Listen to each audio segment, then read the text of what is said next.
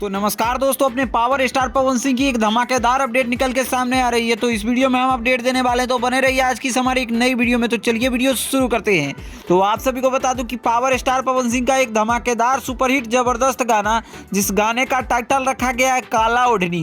वैसे आप सभी को बता दूं कि इस गाने को कल रिलीज किया जाएगा और इस गाने को रिलीज होते ही पीवीआर में इसका इवेंट किया जाएगा। यानी पीवीआर थिएटर, लखनऊ में जो एक थिएटर है पीवीआर, उसमें इस गाने का लॉन्चिंग इवेंट है।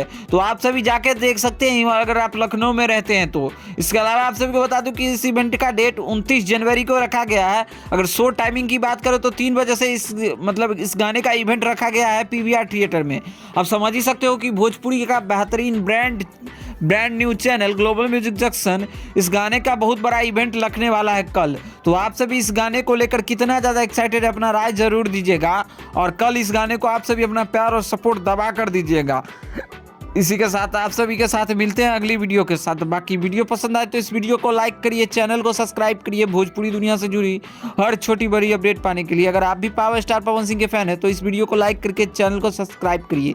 बाकी मिलते हैं आप सभी से जल्द ही नए वीडियो के साथ। जय हिंद, जय भोजपुरी समाज। धन्यवाद दोस्तों।